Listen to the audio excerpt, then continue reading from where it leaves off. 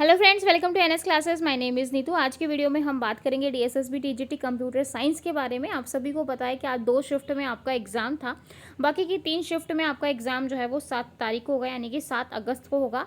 1 अगस्त को आपका 2 शिफ्ट में एग्ज़ाम था जो कि हो चुका है, और एग्ज़ाम होने के बाद दोनों पेपर को एनालिसिस करने के बाद अब जो है पूरा हम कंक्लूज़न इस वीडियो में डिस्कस करेंगे कि भाई हमने क्या एक्सपेक्ट किया था और क्या जो है अनएक्सपेक्टेड जो क्वेश्चन जो हैं बच्चों को देखने को मिले।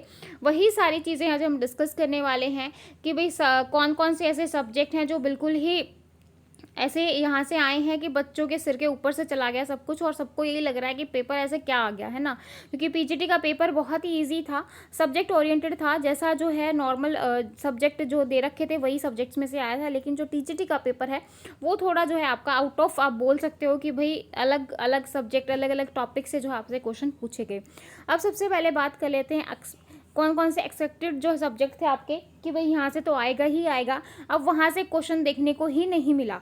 जैसे अगर मैं बात करूँ कंप्यूटर फंडामेंटल की, ऐसा लग रहा था कि भाई पीजीटी का लेवल जो है वो काफ़ी इजी आया है तो टीजीटी का उससे इजी आएगा, तो भाई कंप्यूटर फंडामेंटल में से डेफिनेटली क्वेश्चन पूछेगा। लेकिन कोई भी क्वेश्चन जो है कंप्यूटर फंडामेंटल में से नहीं आया दोनों शिफ्ट के अंदर। एमएस ऑफिस की बात करें, कोई भी शॉर्टकट की नहीं थी। पीजीटी में हालांकि 2-3 क्वेश्चन आए थे, लेकिन टीजीटी में एक भी शॉर्टकट की नहीं आई। ठीक है, तो एमएस ऑफिस से कोई क्वेश्चन नहीं था, कंप्यूटर फंडामेंटल से कोई क्वेश्चन नहीं था। उसके बाद बात करें पाइथन से कोई क्वेश्चन नहीं था।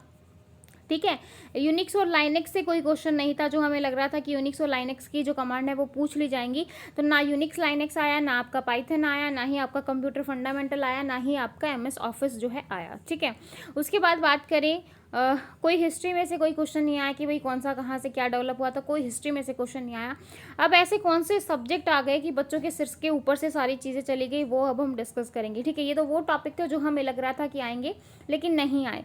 लेकिन मैं चीज़ एक आपको बता दूं, जो मैंने 5 घंटे की क्लास करवाई है, जो मैंने 5 घंटे की मैराथन करवाई है, जिसमें मैंने operating system, computer network, database management system, जो ये सब्जेक्ट करवाए हैं ना, ये 5 घंटे वाली वो क्लास कर लेना, क्योंकि उसमें मैंने ये एक भी चीज़ें नहीं करवाई।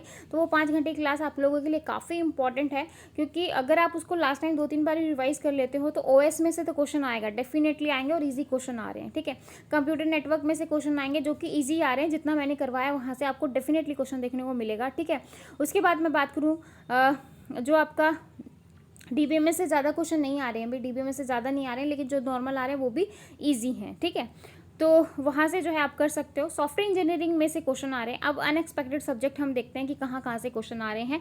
पहले तो हम बच्चों के रिव्यू देखते हैं कि ऐसे कौन कौन से जो है सब्जेक्ट हैं और कहाँ कहाँ से जो है आपसे क्वेश्चन पूछे गए हैं। हाँ जी, यहाँ पर आप देखो सेकेंड शिफ्ट में ऑलमोस्ट जो है 20 से 30 क्वेश्चन ऐसे थे जो आपके आउट ऑफ, आप कह सकते हो कि बिना एक्सपेक्टेशन के थे। मतलब हम लोगों को नहीं लग रहा था कि यहाँ से क्वेश्चन आएंगे, जिसमें आपका डिस्क्रीट मैथमेटिक्स भी इंक्लूड था, इकोनॉमिक्स भी थी। बिल्कुल भी आपको इकोनॉमिक्स के अकाउंट्स के क्वेश्चन भी आए हैं टीजीटी कंप्यूटर साइंस के अंदर। ठीक है, बिजनेस कंप्यूटिंग में से क्वेश्चन था, प्रोबेबिलिटी में से क्वेश्चन आया था, टीचिंग मैथोलॉजी तो आपकी थी, ये आपकी एक्सपेक्टेड थी कि टीचिंग मैथोलॉजी आएगी भाई। ये तो मैं आपको ऑलरेडी बता रही थी कि 8 से 10 क्वेश्चन की आपको टीचिंग मैथोलॉजी देखने को मिलेगी, तो ये आप एक्सपेक्टेड बोल सकते हो। ठीक है, ट्रिग्नोमेट्री बिल्कुल अनएक्सपेक्टेड थी कि भाई आपका जो है सीएस में ट्रिग्नोमेट्री दे देगा भाई। चलो अगर मैथ्स के पोर्शन में दे देता तो कोई बात नहीं थी कि चलो मैथ्स में दे दी, लेकिन सीएस में ट्रिग्नोमेट्री दी है तो वो बहुत ही अनएक्सपेक्टेड है। ठीक है, इकोनॉमिक्स दे दी, वो भी अनएक्सपेक्टेड है, अकाउंट्स दे दिया, डिस्क्रीट मैथमेटिक्स दे दिया, जो कि आपके सिलेबस में है ही नहीं। ठीक है, इन्होंने मैं अगर बात करूं तो हरियाणा वाला पोर्शन जो है, हरियाणा वाला जो है वो रूल फॉलो कर लिया कि भाई जहां से हमें पेपर मिलेगा, जहां से हमें क्वेश्चन मिलेंगे वही उठा के दे देंगे। तो ये चीज़ गलत है अभी। जिन बच्चों ने इतनी मेहनत की है उनके लिए ये बहुत ही वो है कि भाई चीज़ें कहाँ से उठ के आ गई। ठीक है, तो वाइट बॉक्स देखो, जो सॉफ्टवेयर इंजीनियरिंग है उसको तो कर लेना भी, क्योंकि सॉफ्टवेयर इंजीनियरिंग में से 5 से 8 क्वेश्चन आए हैं तो मायने रखते हैं 5 से 8 क्वेश्चन। तो भाई टेस्टिंग वाला, एसडीएलसी वाला, और जो आपका एसडीएलसी और जो मॉडल्स हैं वो बहुत इंपॉर्टेंट है, इसको कर लेना। ठीक है, मैं भी ट्राई करूँगी कि इन 5 दिनों में आपका ये वाला पोर्शन कंप्लीट करवा दूँ। ठीक है, तो यहाँ से ये था, और बाकी बच्चों के और मैं कमेंट दिखाती हूँ, तो जिससे आपको ये लगेगा कि क्या क्या चीज़ें आई हैं और क्या क्या बच्चे बोल रहे हैं। कई बच्चे तो ऐसे बोल रहे हैं कि मैम ऐसा पेपर था कि दोनों पेपर में पास होना भी मुश्किल है, लेकिन जो है बच्चे काफ़ी टाइम से मेहनत कर रहे हैं। तो काफ़ी बच्चे ऐसे हैं जिन्होंने अच्छे खासे क्वेश्चन अटैम्प्ट किए हैं और जिनका पेपर भी ठीक गया है। ठीक है, तो आप यही मान के चलो भी आपकी जो कट ऑफ है वो 100+ तो जाएगी, है ना। और बाकी आपका जो है लास्ट में पूरा पांचों शिफ्ट का पेपर होने के बाद देखेंगे किसका हार्ड था किसका टफ था। अगर ज़्यादा टफ पेपर आ रहे हैं तो कट ऑफ ऑब्वियसली कम जाएगी, जिसकी ईजी आया तो कट ऑफ जो है वो आपकी हाई हो जाएगी, क्योंकि नॉर्मलाइजेशन तो होगा, क्योंकि 5 शिफ्ट है तो नॉर्मलाइजेशन तो डेफिनेटली होगा। तो भाई नॉर्मलाइजेशन के बाद देखते हैं कि कट ऑफ जो है वो क्या जाती है।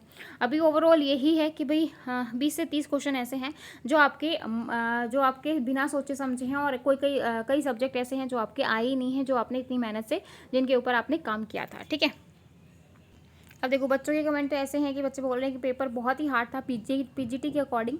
एग्जामिनर ने लगता है पूरा गुस्सा ही निकाल दिया टीजीटी के पेपर को सेट करने के लिए, क्योंकि उनको कंपटीशन से बाहर निकालने थे बच्चे। ओब्वियसली इतने सारे बच्चे हैं, जो कि टीचिंग का एग्जाम जो है 5 शिफ्ट में लिया जा रहा है। तो आप सोच सकते हो कि जो है बच्चे कितने ज़्यादा हैं जिन्होंने फॉर्म फिल किया हुआ है।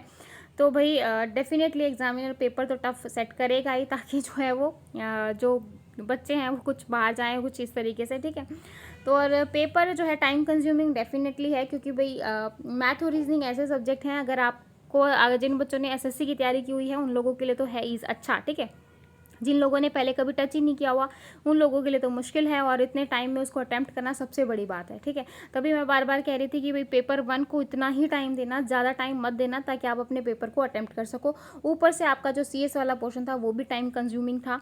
तो मिले जुले नहीं कह सकते, सभी बच्चों के कमेंट यही हैं। सभी बच्चों की जिन्होंने पेपर दिया है सभी बच्चों को ये लग रहा है कि पेपर जो है वो टफ ही आया था, हार्ड था काफ़ी। ठीक है, पास होना कई बच्चों को ऐसा लग रहा है कि मुश्किल है दोनों सेक्शन में। उसके बाद जो है कट ऑफ वही है 90 to 100। अगर हम इन दोनों पेपर की बात की जाए आज वाले की, तो 90 to 100। अगर हम बाकी देखेंगे 3 पेपर की, उनसे पता चलेगा कि भाई पेपर ईजी आ रहे हैं या टफ आ रहे हैं। ठीक है, तो यही सारी चीज़ें हैं भाई। ठीक है, तो बाकी हम डिस्कस करेंगे कि 5 दिनों में आपको कैसे कैसे सीएस या कॉमन पेपर करना है, ताकि आप अपने एग्जाम को अच्छे से अटेम्प्ट कर सको। तो आई होप आपको वीडियो जो है अच्छी लगी होगी, आपकी काफ़ी सारी चीज़ें क्लियर आउट हुई होंगी जो बच्चे कह रहे थे। किसी को कोई डाउट है तो कमेंट सेक्शन में पूछ सकता है। तो फिर मिलेंगे ऐसी नई अपडेट के साथ, तब तक के लिए बाय एंड थैंक यू।